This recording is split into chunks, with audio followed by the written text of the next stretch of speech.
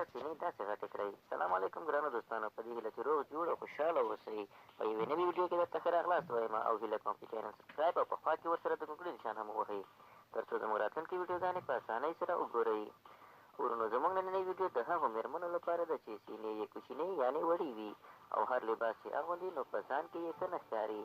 خو د هغې مېرمنې خواهش هم دا وي چې کاشکې یې سینې غټې وی او خاوند یې ترې پوره خوندونه اخیستلی، ځکه چې کله خاوند په تیونو باندې لاس وهي نو مېرمن هم ترې پوره خوند اخلي. اوس یې طریقه ګورو چې په څه ډول دا کار کولی شو چې سینې غټې او خوند ته برابرې شي. یو دانه کیله به راواخلئ او چاقو سره به یې ښه میده کړئ. چې څومره یې ډېره میده کولی شئ نو ښه به وي. او بیا به ورسره یو قاشق وازلین هم ګډ کړئ. نو دا به یو قاشق سره سم مکس کړئ او تر هغې به یې مکس کوئ چې کیله او وازلین سره یو شان شي او که ګډ یعنې شات هم ورسره ګډ شي نو لا به ښه وي. یوه قاشقه.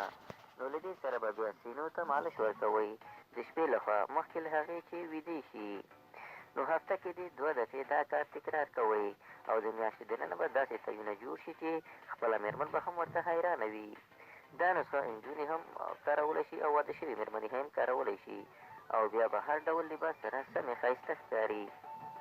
دوستانو که ویډیو مو خوښه شوې وي نو ضروري لایک او شیر کړئ او زموږ چینل سبسکرایب او په خوا کې ورسره د ګونګړي نشان هم ووهئ تر څو زموږ راتلونکې ویډیوګانې ټولې په اسانۍ سره وګورئ. مننه.